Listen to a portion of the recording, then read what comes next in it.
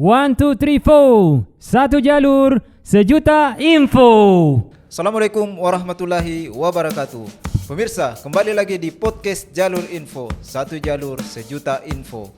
Ya, kembali kita akan mengulas laga di pertandingan Euro 2020. Kali ini kita akan mengulas dari laga puncak atau final dari Liga atau final dari Piala Eropa ini yang akan mempertemukan antara Italia versus Inggris. Seperti biasa kita akan ditemani sama coach yang sudah tidak asing lagi. Dia adalah coach fenomenal kita, Coach Rusli.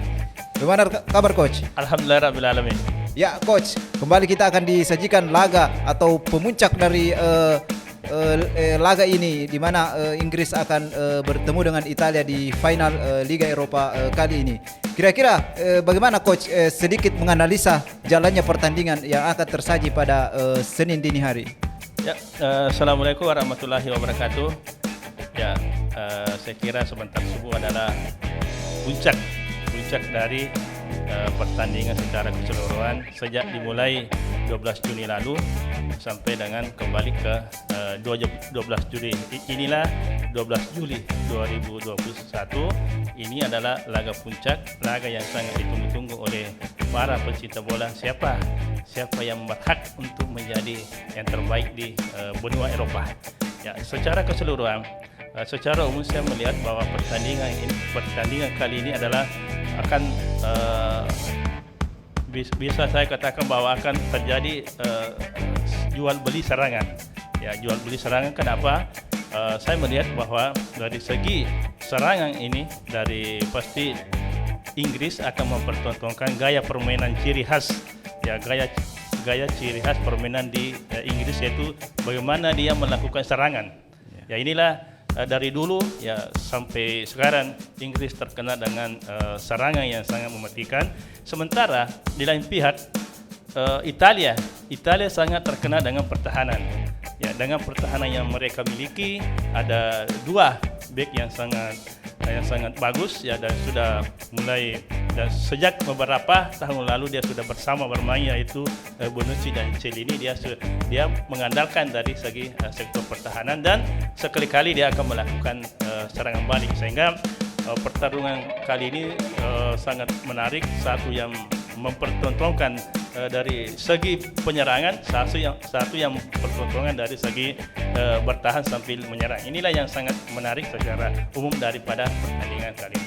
Ya, berdasarkan head to head antara kedua tim, di mana pertemuan dari kedua tim ini cukup berimbang. Namun ada catatan menarik di sini bahwa Italia itu selalu memenangkan di pertandingan besar, kayak di Piala Dunia atau khususnya di laga Euro sebelumnya. Kira-kira bagaimana coach melihat hal ini? Menurut saya bahwa memang kita ketahui bahwa selalu kemenangan dari Italia. Namun sekali lagi saya katakan bahwa kemenangan ini tidak bisa dijadikan jaminan, ya, tidak bisa dijadikan jaminan untuk memenangkan secara mudah pertarungan kali ini. Sebab tim Inggris, ya, perlu diketahui bahwa Inggris kali ini dia bertindak sebagai, boleh dikatakan sebagai bertindak sebagai tuan rumah. Ya, secara permainan, mungkin secara mental pasti dia akan memiliki mental yang sangat bagus, dan secara dukungan dia akan didukung oleh fans mereka, dan merupakan suatu kebanggaan tersendiri kalau dia tampil di London ini.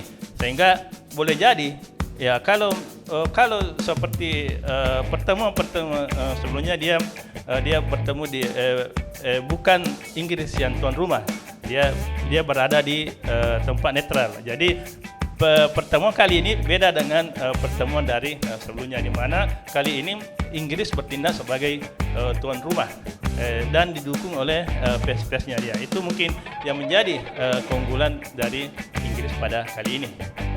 Ya, kita ketahui bahwa kedua tim ini memiliki pemain-pemain bintang. Kira-kira menurut coach siapa saja pemain yang patut menjadi sorotan pada laga kali ini? Ya, ini sangat menarik. Yang pertama adalah Harry Kane. Ya, Harry Kane memiliki dua misi pada kali ini. Yang pertama adalah bagaimana dia menjadi top skor. Ya, top skor karena berpotensi, pemain Tottenham ini sangat berpotensi untuk mengalahkan Cristiano Ronaldo yang sekarang sudah mencetak 5 gol dan 1 assist. Sementara Harry Kane ini sudah 4 bola dia lesatkan.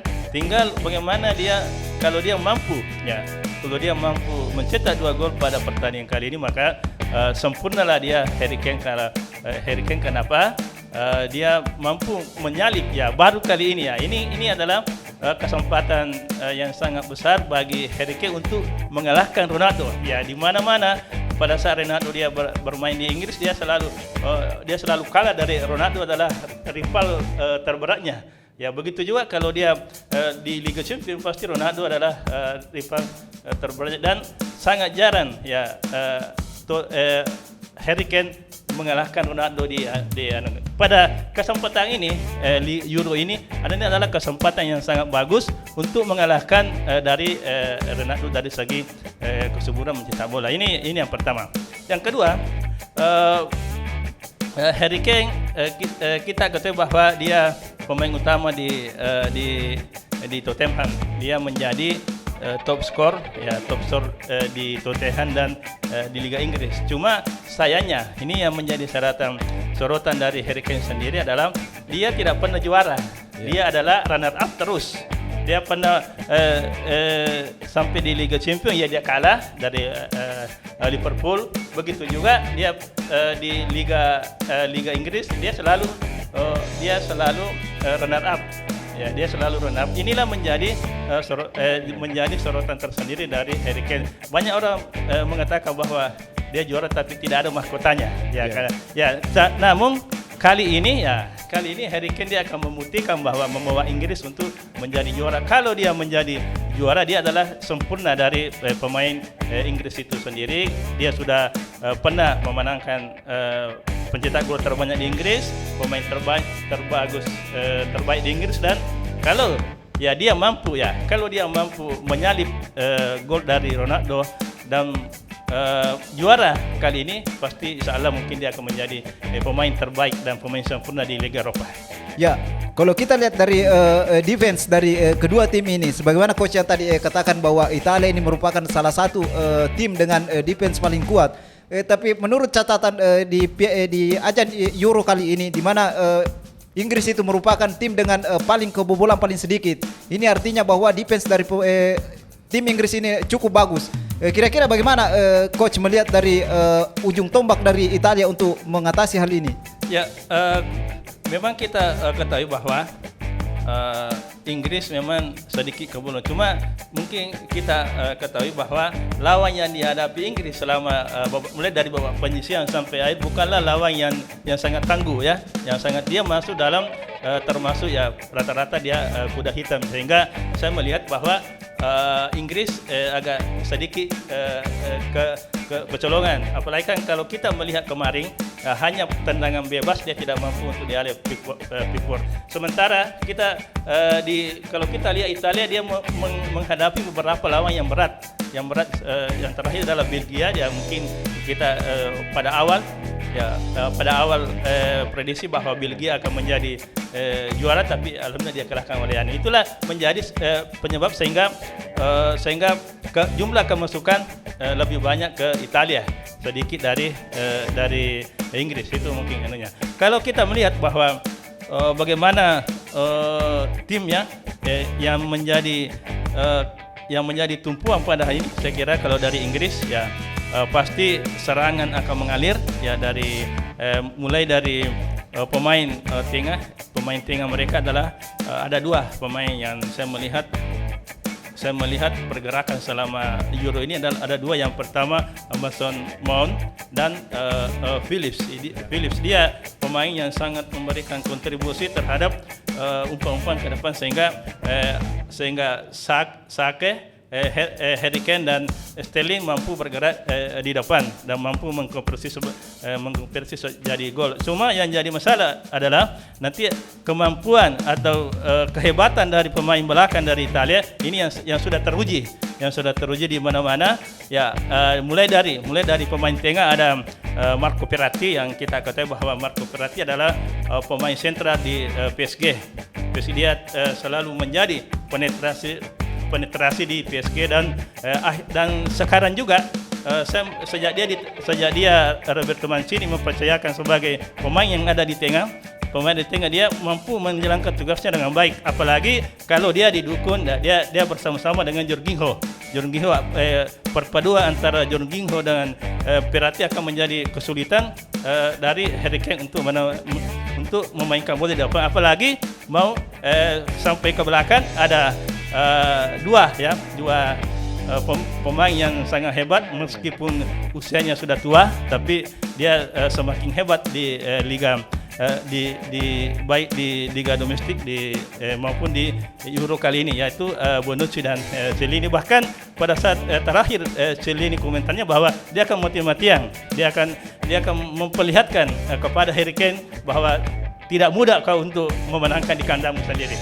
Mungkin gitu. Ya, coach, kalau kita lihat dari segi kepelatihan, di mana kedua pelatih ini sama-sama pernah membela masing-masing negara, di mana Roberto Mancini itu pernah membela di Euro tahun 88, di mana pada waktu itu Mancini sempat gagal membawa Italia juara. Sementara Southgate itu sendiri pernah juga gagal di Euro tahun 96.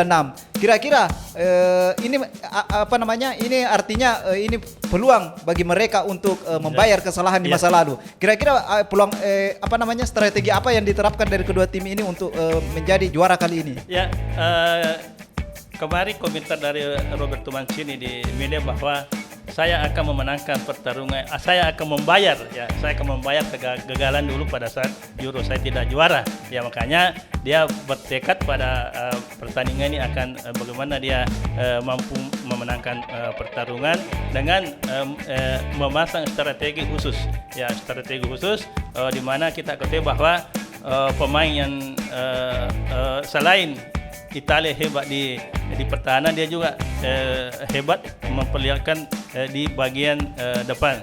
Di situ ada Insigne yang mulai sejak penyisian sampai semifinal kemarin sudah memperlihatkan kemampuannya dan bagaimana dia umpan-umpannya dan bola-bolanya menjadi momok tersendiri bagi setiap lawan, termasuk Pickford yang kali ini menjaga lawan gawang Inggris. Begitu juga dengan Ciro Immobile. Ciro Immobile sudah ingin selain karena kedua pemain ini sebenarnya dia mau memiliki tempat panggung. Ya, bagaimana cara agar Euro ini bisa dilirik oleh tim-tim besar, sehingga dia akan memberikan penampilan terbaiknya, bahkan kalau bisa dia akan menjadi momok tersendiri bagi Inggris itu sendiri. Sedangkan seperti tadi saya katakan bahwa Southgate akan tetap mengandalkan pemain pada saat dia mengalahkan Denmark.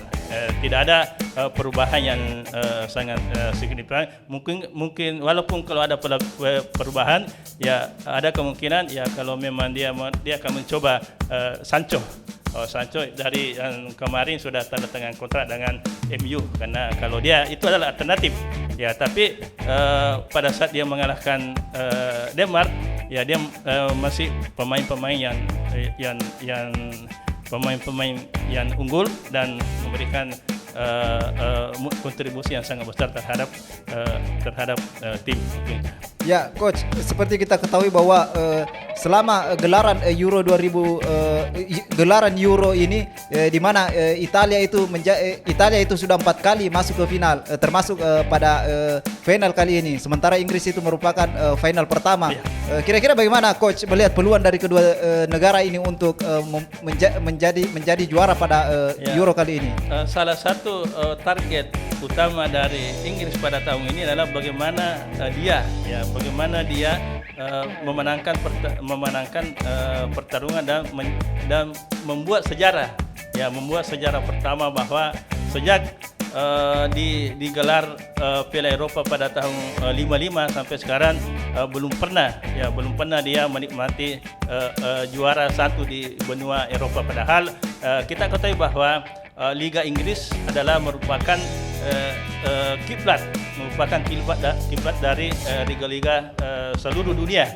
Ya, so kalau liga-liga, kenapa kiblat liga Eropa atau liga seluruh dunia di Inggris tidak mampu untuk dikonversi menjadi juara? Ini yang menjadi sorotan dari ketua Inggris. Ya, saatnya sekarang dia mampu mengalahkan rival utamanya adalah di Italia. Rival utamanya Italia. Kenapa?